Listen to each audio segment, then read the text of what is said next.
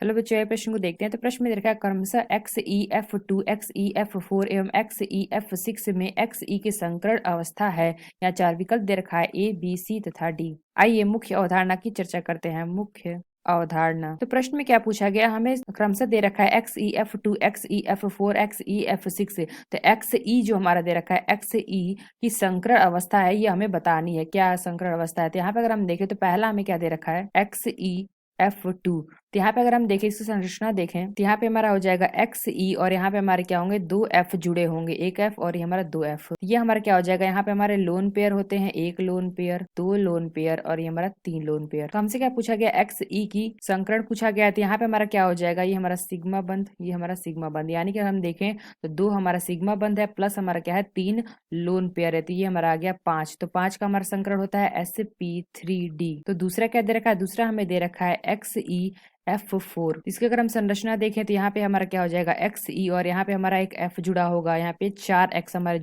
F जुड़े होंगे, यानी कि एक F, 2 F, 3 F और ये हमारा गया 4 F। तो यहाँ पे अगर हम लोन पेयर देखें तो यहाँ पे हमारे कितने होते हैं, 2 लोन पेयर होते हैं, एक लोन पेयर और हमारे 2 लोन पेयर।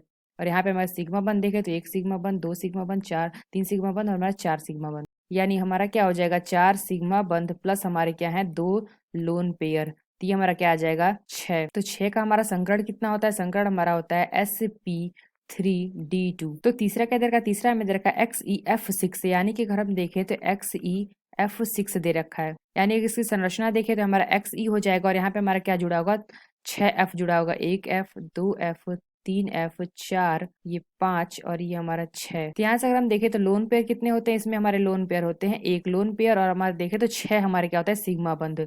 यानी हमने देखा क्या हमारा क्या है 6 सिग्मा बंध है प्लस हमारे क्या है एक लोन पेयर। तो ये हमारा क्या आ जाएगा 7। तो 7 का हमारा संकरण कितना आ जाएगा, संकरण हमारा आ जाएगा sp3d3। तो आइए अपना विकल्प देखते हैं कौन सा विकल्प सही है। तो पहला क्या रखा है sp, तो यहाँ पे हमने क्या देखा था, पहले का हमारा क्या है sp3, यानी कि जो हमारा पहला विकल्प है यह विकल्प हमारा गलत होगा। तो दूसरा क्या देखा है sp3d, यहाँ पे हमने क्या देखा था sp3d। दूसरा क्या देखा है sp3d2, तो यहाँ पे हमने देखा था sp3d2। और तीसरा क्या देखा है sp3d3, यानी कि जो हमारा बी विकल्प है यह विकल्प हमारा सही होगा।